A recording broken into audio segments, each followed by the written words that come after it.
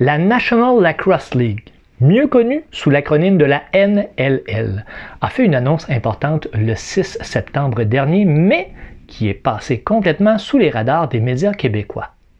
Cette nouvelle peut en effet sembler un peu anodine, mais ne peut pas être qu'une pure coïncidence ou une générosité de nos voisins anglophones. La NLL a en effet annoncé une version francophone de son logo, la Ligue nationale de crosse.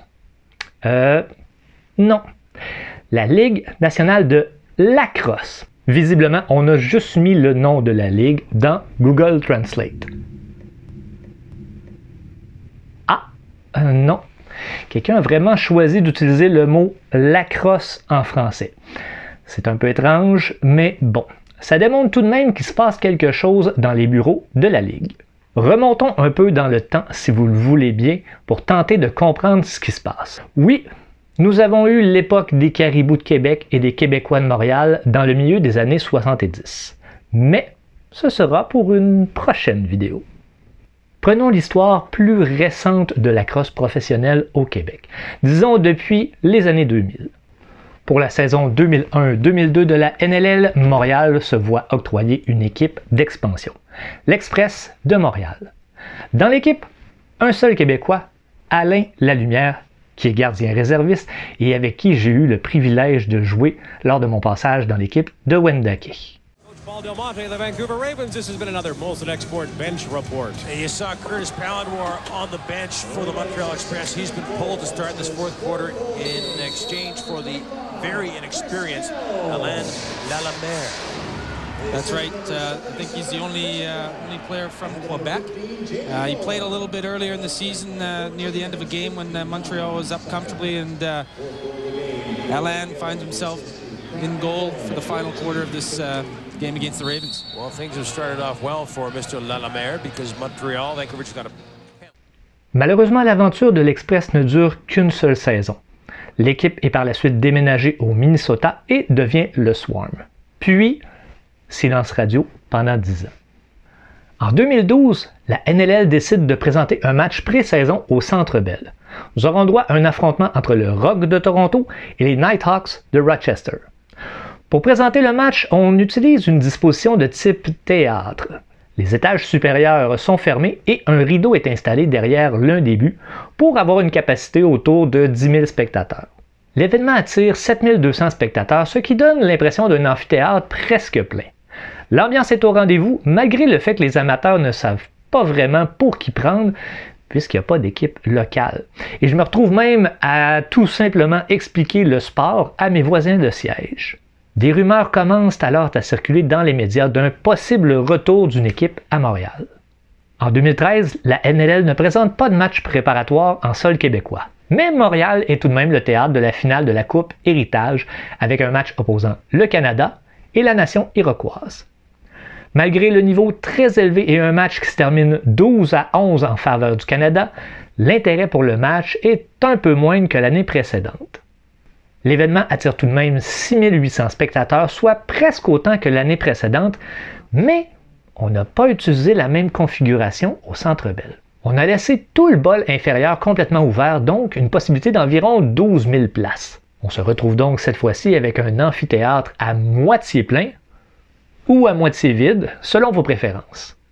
On a également vendu des billets dispersés un peu partout pour occuper l'espace, mais on se sentait isolé en tant que spectateur. En 2014, on revient à nouveau avec un match pré-saison entre le Rock de Toronto et les Nighthawks de Rochester. On reprend la formule de l'année précédente, mais cette fois-là, c'est 4800 personnes qui passent les tourniquets. Alors, c'est triste. Malgré un très bon match, il est difficile d'avoir de l'ambiance s'il y a 12 000 places. On parle toujours d'une possibilité d'expansion à Montréal, mais cette dernière expérience semblera laisser un goût amer aux potentiels investisseurs. La suite ne sera que rumeurs, tentatives infructueuses, refus dans l'attente d'un retour de la LNH. Aux 2 ou 3 ans, un article de journal sort parlant d'une possibilité de retour à Montréal, mais, nouveauté, la possibilité d'une équipe à Québec. Et ça nous mène à la question du jour.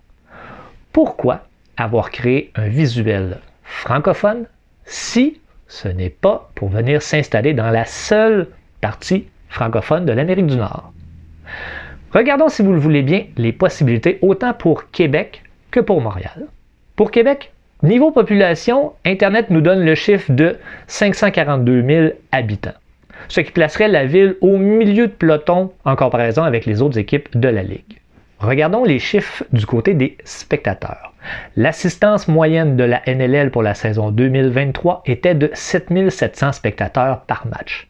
Mais soyons réalistes, les équipes d'expansion n'attirent généralement pas des grandes foules à leur entrée dans un circuit. En 2023, les Desert Dogs ont attiré une moyenne de 5 900. En 2022, Albany, qui venait de déménager depuis la Nouvelle-Angleterre, a eu une moyenne de 5 400. Et Panther City, 5 000. Alors, soyons raisonnables et estimons une moyenne de 5 000 spectateurs par match.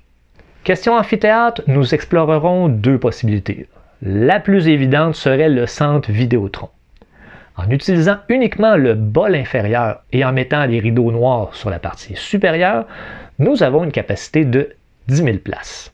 Avec une assistance moyenne de 5 000, nous avons un amphithéâtre plein à moitié, mais avec un équipement récent, un système de son fiable, bref, tout ce qu'il faut pour offrir un bon spectacle avec une bonne équipe d'animation. Parce que oui, la crosse, c'est un match, mais c'est surtout une ambiance.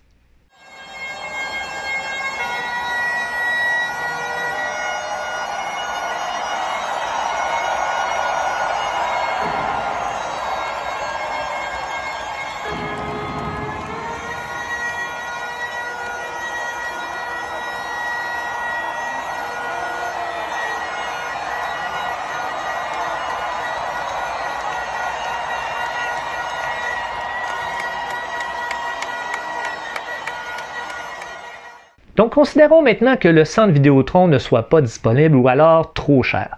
Quel est le second amphithéâtre avec le plus de place à Québec? Le pavillon de la jeunesse. OK, je vous l'accorde, c'est peut-être pas glamour, mais cet amphithéâtre compte quand même 5000 places. Donc, pour débuter, ça pourrait être bien. Mais il va falloir mettre cette possibilité-là de côté rapidement. Aucun amphithéâtre de la Ligue ne compte moins de 10 000 places. Le plus petit étant le Scotia Center de Halifax avec 10 600 places. Conclusion, le centre Vidéotron est la place pour une équipe à Québec. Et de plus, on occuperait l'espace pour 9 soirs assurés, plus la possibilité de présence en série éliminatoire. Traversons l'autoroute 40 côté Montréal maintenant. En frais de population, il est vrai que l'on serait dans le haut du classement. Pour ce qui est des spectateurs, les chiffres de la saison 2002 donnaient une moyenne de 7 969 spectateurs, ce qui se trouve dans la moyenne de la Ligue actuellement. Considérons également deux options pour l'arrivée d'une équipe à Montréal. La première, un retour au Centre Bell. Nous avions donc parlé d'une configuration d'environ 12 000 sièges et encore là, un équipement toujours conservé avec les meilleures technologies en raison de la présence de la NHL. Mais la seconde option me semble plus intéressante, surtout pour créer une ambiance. Si l'équipe s'installait à la Place Bell. L'amphithéâtre de Laval est récent, 2017, et compte 10 300 places. Une grosseur très intéressante avec un équipement pratiquement neuf. Dans tous les scénarios, bien évidemment, il faudra des investisseurs. Québécois, Molson, Bell, un regroupement de compagnies d'assurance, qui sait?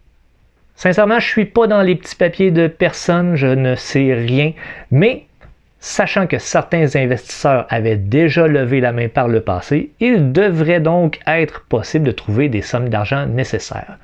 Sinon, encore une fois, pourquoi avoir créé un logo en français? Alors, selon vous, est-ce que nous aurons le droit au retour de la NLL au Québec pour la saison 2024? Ou alors, je suis juste un fan qui aimerait beaucoup trop ne plus faire 9 heures de route pour aller voir son sport préféré? Si une équipe revient, selon vous, quel pourrait être son nom? Écrivez-moi vos suggestions dans les commentaires. D'ici là, profitons de la saison 2023-2024 au maximum et on se revoit bientôt pour une nouvelle vidéo. Bye tout le monde. Game clock, Byrne over to Dane Smith, shoots, left pad, stop. by Ward.